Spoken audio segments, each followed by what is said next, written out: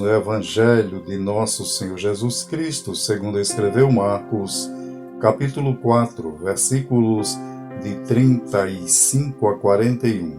Vamos fazer uma introdução com alguns versículos no livro de Salmos. Nos dias do rei Salomão, o povo de Deus cantava ao Senhor nas celebrações, falando sobre as vitórias alcançadas e se referiam às lutas, comparando-as com tempestades e afirmando que só o Senhor é quem pode salvar o seu povo. Escolhemos o Salmo de número 89, de autoria de Etã.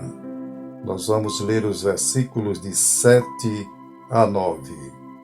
Um Deus sobremodo tremendo na Assembleia dos Santos e temível mais do que todos os que estão ao seu redor, ó Senhor, Deus dos exércitos, quem é poderoso como tu, Senhor, com a tua fidelidade ao redor de ti? Tu dominas o ímpeto do mar, quando as suas ondas se levantam, tu as fazes aquietar. Ainda temos o Salmo de número 107, no tempo do cativeiro babilônico. Esdras estava reedificando o altar do templo, e cantavam e celebravam ao Senhor, dizendo sobre as vitórias alcançadas. Vamos ver alguns trechos dos versículos de 29 e 30. Então, clamam ao Senhor na sua tribulação, e Ele os livra das suas angústias. Faz cessar a tormenta e acalmam-se as ondas. Então se alegram com a bonança, e Ele assim os leva ao porto desejado. Esse trecho do Salmo 107 se refere aos que transportavam grandes valores, especiarias em navios mercantes. Assim aconteceu também nos dias do profeta Jonas. Em todos esses momentos de angústia, somente Deus pode socorrer o seu povo. Muitos servos de Deus expressaram através de cânticos sua gratidão ao Senhor nosso Deus após alcançar uma vitória. Estes salmos se cumpriram literalmente no ministério do nosso Salvador Jesus Cristo.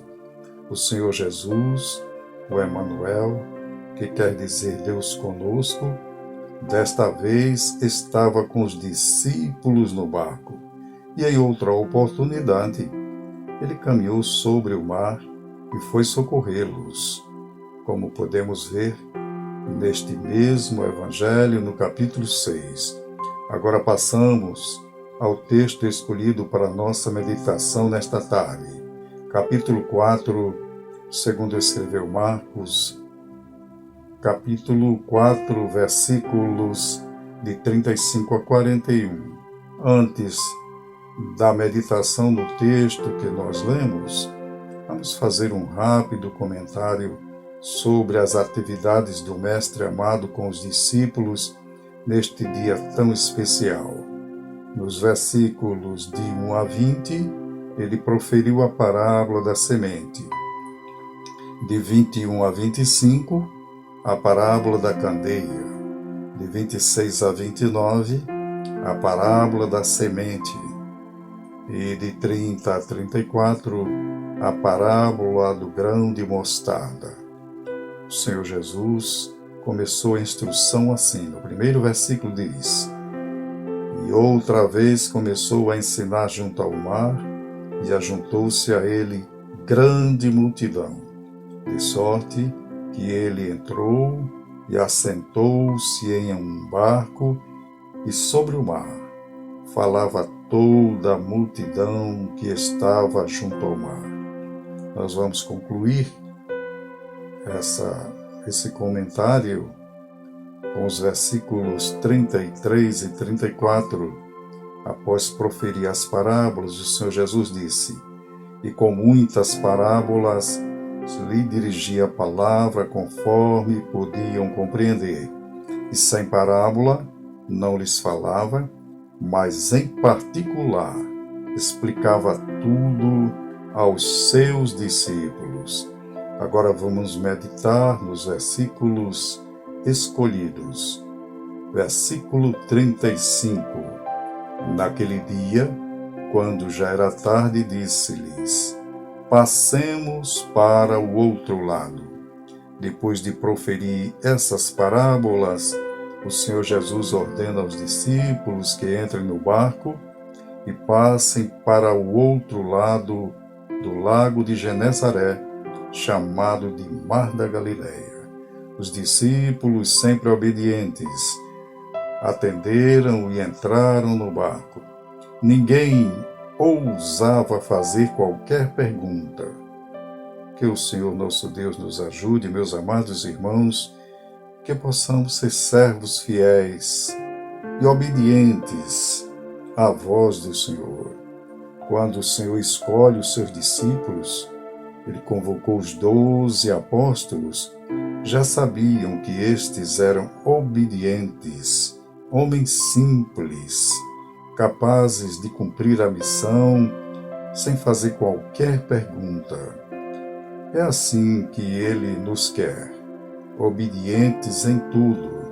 Marcos registrou a chamada dos 12 neste mesmo livro que estamos meditando, no capítulo 3, e versículo 13.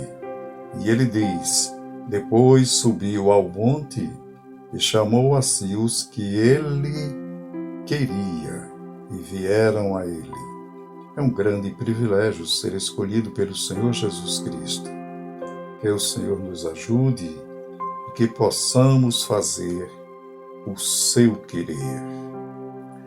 Versículo 36. E eles, deixando a multidão, o levaram consigo, assim como estava no barco, e havia com ele também outros barcos. Após receber a ordem do mestre, eles despediram a multidão e com Cristo entraram no barco para uma jornada de aproximadamente 11 quilômetros de mar. Como é bom ter a presença gloriosa do Senhor Jesus Cristo.